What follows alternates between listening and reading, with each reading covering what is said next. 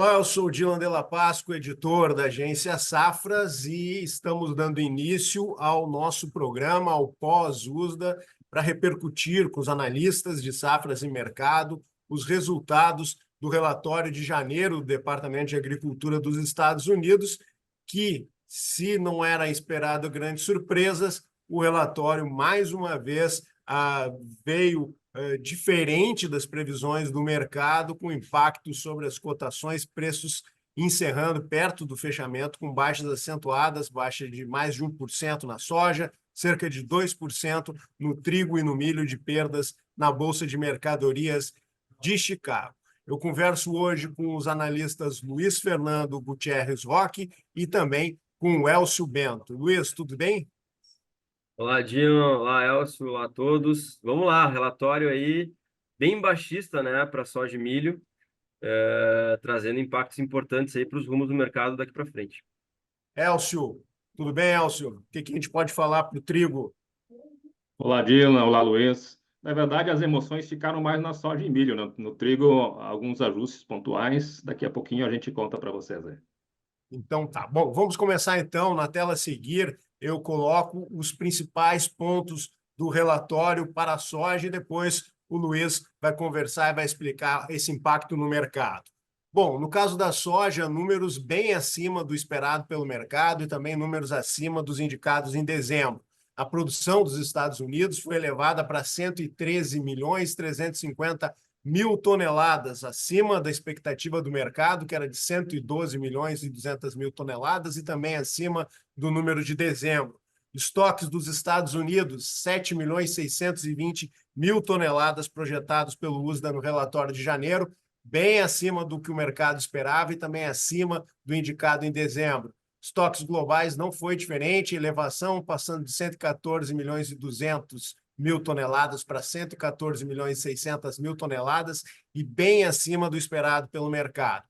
Em relação à produção brasileira de soja, houve um corte, passando de 161 milhões para 157 milhões de toneladas, mas um corte tímido, abaixo do esperado pelo mercado, que já era um número modesto se comparado, por exemplo, com a estimativa de safras e mercado, que é de 151 milhões de toneladas, pouco mais de 151 milhões de toneladas. Produção da Argentina, o USDA elevou a sua estimativa para 50 milhões de toneladas, contra 48 milhões de toneladas de dezembro, e também uma indicação do mercado em torno de 49 milhões de toneladas, era o que o mercado esperava. Em relação aos estoques no dia 1º de dezembro, o USDA também indicou um número acima do esperado pelo mercado e acima também do que foi indicado em dezembro de 2022. A estimativa do USDA é de 81.640.000 toneladas. Luiz Fernando, é contigo para explicar esses números que, de certa forma, surpreenderam o mercado, e a gente vê isso no comportamento de Chicago. Pois é, Dylan, um USDA bem impactante aí. Fazia um tempo que a gente não viu um USDA tão impactante como esse. Principalmente porque o USDA cortou pouco a safra brasileira. E esse é o grande ponto agora, né? A safra sul-americana, né? Então, primeiro, ele cortou pouco a safra brasileira e, segundo, ele aumentou a safra argentina. Com relação à safra brasileira, eu acho que ele está um pouquinho longe da realidade ainda. Tá? Como tu bem falou, a gente já trabalha com número menor há um bom tempo. O mercado, de uma forma geral, né, aqui no Brasil, já trabalha com número menor há um bom tempo, mais próximo de 150, né, 151,3 o nosso número. E o USA está, de alguma forma, ainda conservador, mantendo uma safra um pouco mais alta. Claro que só os trabalhos de colheita, perdão, vão nos mostrar a realidade do Brasil. A verdade é que é uma safra muito difícil desse ano, porque existe muita irregularidade, né? Dentro de cada estado aí em destaque o Mato Grosso, o próprio Mato Grosso, que tem perdas importantes em algumas lavouras, em outras lavouras deve colher bem, né? A gente tem realmente uma irregularidade muito grande que marca essa safra brasileira, e fazia um bom tempo que a gente não via uma regularidade tão grande, né? Que traz uma dificuldade para a nossa estimativa também, isso para todo o mercado, né? Mas o consenso é que o USDA está um pouquinho ainda com uma safra acima do que é a realidade brasileira, né? Inclusive acima da Conab, que atualizou recentemente aí o número oficial brasileiro para 155, que a gente também entende estar um pouquinho acima. Só que eu acho que o grande ponto, além do Brasil, é a Argentina, né? A gente vem falando isso há um tempo, né, Dylan, aqui nos próprios vídeos aqui. que a Argentina talvez seja o grande driver do mercado nesse ano, porque a Argentina vem de uma quebra histórica, né, que colheu aí 21, 22 milhões de toneladas em 2023, para mais que provavelmente o dobro da produção agora. Ou seja, a Argentina deve colocar aí 50 milhões de toneladas, e esse número do USDA está dentro da realidade, é o que a gente está esperando, é o que o pessoal na Argentina está esperando, é o que o mercado, de uma forma geral, aqui na América do Sul está esperando, faz sentido esse número. Só que esse número indica que, mesmo com as perdas no Brasil, e aí pode ser que o USDA aumente, ou aumente as perdas, né, ou diminua a safra brasileira em seus próximos relatórios, entrando mais na realidade do que a gente está entendendo ser aqui no Brasil. Mesmo assim, o grande ponto é que a safra sul-americana tende a ser maior que em 2023. Né? Somando aí 150, 151 no Brasil, isso números nossos, né? Mais 50 da Argentina. A gente está falando em 200 milhões, mais ou menos. O USA está falando em 207 milhões. 157 do Brasil, 50 da Argentina.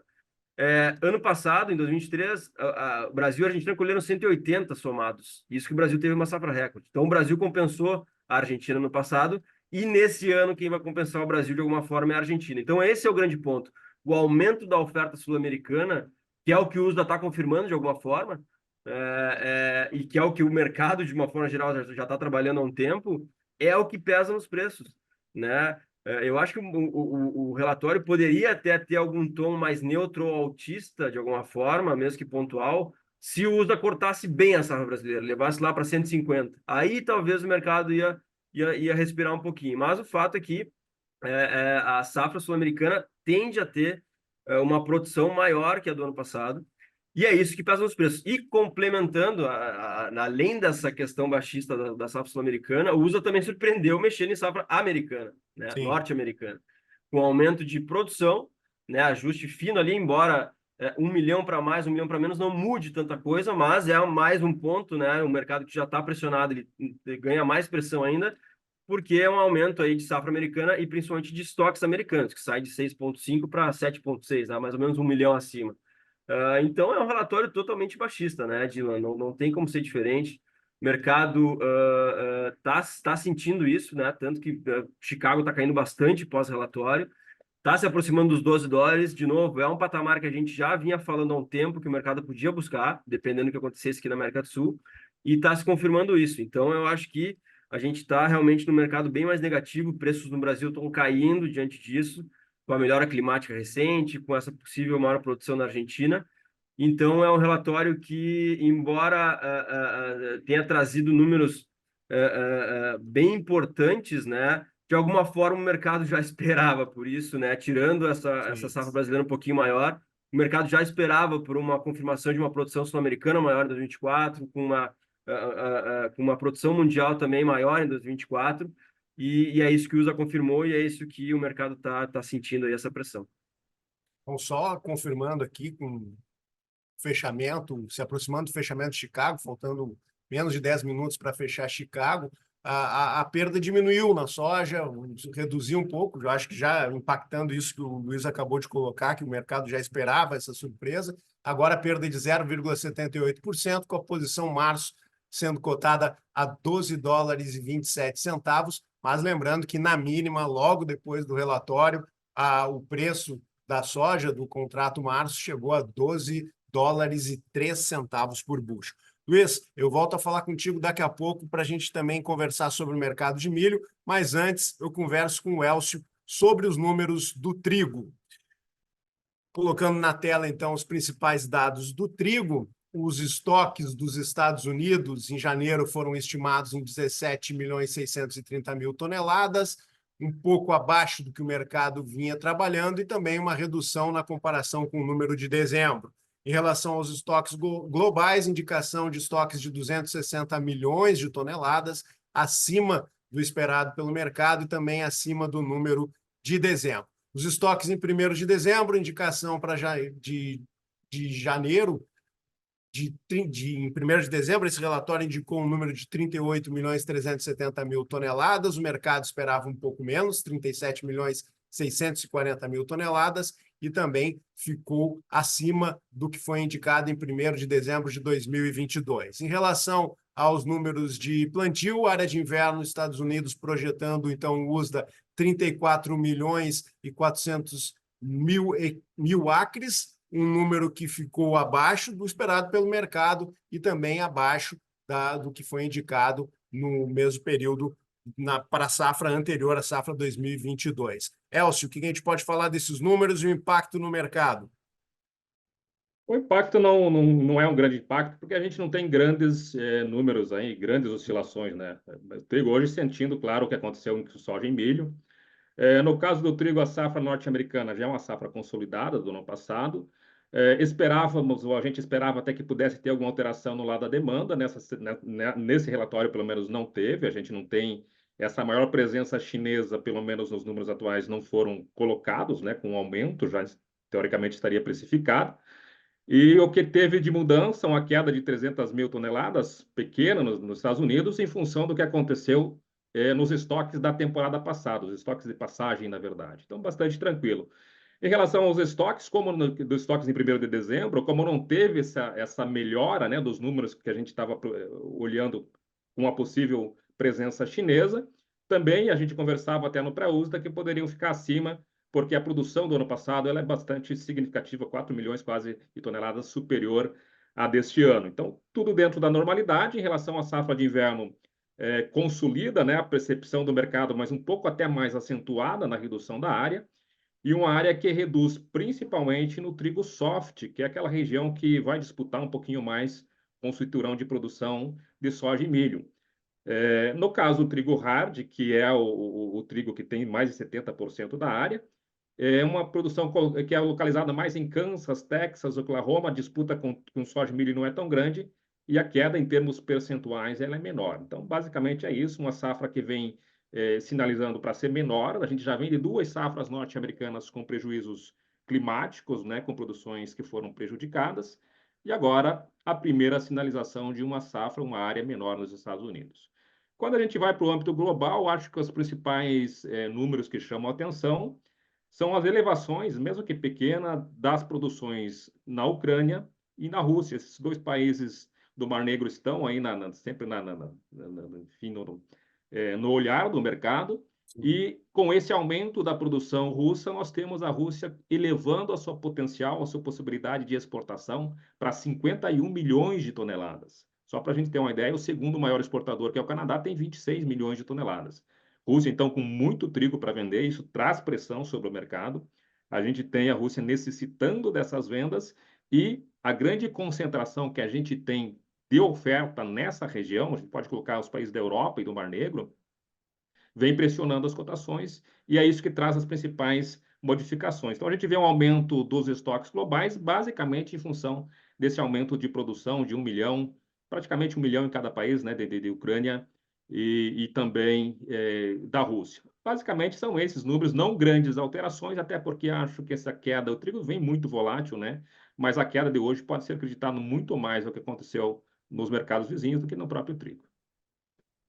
Confirmando, então, bem pertinho do fechamento, posição março do trigo, cotada a $5,97 por bushel, uma baixa de 1,1%, mercado, então, seguindo a soja e o milho. Falando no milho, vou colocar, então, agora aqui o quadro do milho com as principais alterações nesse relatório de janeiro e depois o Luiz Fernando vai comentar esses dados. Bom, a exemplo do que aconteceu com a soja, os números vieram acima do esperado pelo mercado. A produção dos Estados Unidos está estimada em janeiro em 389 milhões 680 mil toneladas. O mercado esperava um número de 386 milhões 600 mil toneladas. Também a indicação dos Estados Unidos é de uma safra 3 milhões de toneladas acima do projetado no relatório anterior. Com isso, os estoques finais foram elevados, passaram de 54 milhões 130 mil toneladas para 54 milhões 910 mil toneladas acima do esperado pelo mercado. Estoques globais estimados em 325 milhões e 220 mil toneladas, acima do estimado pelo mercado, bem acima do estimado pelo mercado e também bem acima da previsão de dezembro. A produção brasileira foi cortada de 129 milhões para 127 milhões de toneladas, A da Argentina permaneceu estimada em 55 milhões de toneladas e os estoques em 1º de dezembro subiram para 309 milhões e pouco mais de 309 milhões, acima do que o mercado esperava, em torno de 305 milhões. Luiz, o que a gente pode destacar desses números do milho e o impacto no mercado? Pois é, Dylan, é parecido com a soja, tá? O grande ponto é que, no caso do milho, nesse momento, a safra sul-americana não pesa tanto, né? Até porque a gente está falando aí de uma safra americana que é muito maior que a safra que a gente tem aqui no Brasil e na Argentina. O ajuste na safra americana foi positivo também, mas é um ajuste pequeno, né? Se olhar de forma proporcional aí, é um ajuste muito pequeno em termos né, no universo de milho aí. Realmente foi muito pequeno, até percentualmente falando. O que pesou, assim, realmente foi esse aumento de estoque mundial, né? O USDA mostrando aí que teve que fazer ajuste na safra americana, isso trouxe mais milho, de alguma forma, para o quadro de oferta e demanda mundial. A safra sul-americana, apesar de algum corte no Brasil, ainda tem um potencial interessante, né? É muito cedo para falar em perdas mais importantes no Brasil, porque o que pesa é a safrinha, e a safrinha vai ser plantada logo à frente. Então, para o quadro do milho, eu vejo que dá para a gente pode ter algumas alterações mais à frente, principalmente com relação à safra sul-americana, principalmente com relação ao Brasil, né, pesando a safrinha. Mas é um relatório baixista também, menos baixista que a soja, mas também baixista por aumento de estoque, né, principalmente estoque mundial. E, de alguma forma, o milho também em Chicago acompanhou a soja hoje, né? A soja acabou puxando, ajudando a puxar um pouco o milho, como ajudou um pouco o trigo aí, como o Elcio comentou, porque realmente ficou confirmado que os problemas nos Estados Unidos em 2023 não foram tão grandes assim como estavam estimando inicialmente. A safra teve problemas, é óbvio, mas ainda foi uma safra grande, né? Safra de milho realmente muito grande nos Estados Unidos, safra de soja menor aí do que a anterior, mas mesmo assim uma safra relevante. E basicamente é isso, Dylan. Assim, é um relatório baixista também para o milho, né? Mas eu acho que a soja foi o que chamou mais atenção aí, dentre os três, soja, milho e trigo, a soja chamou mais atenção e acabou ajudando a puxar um pouquinho os outros dois.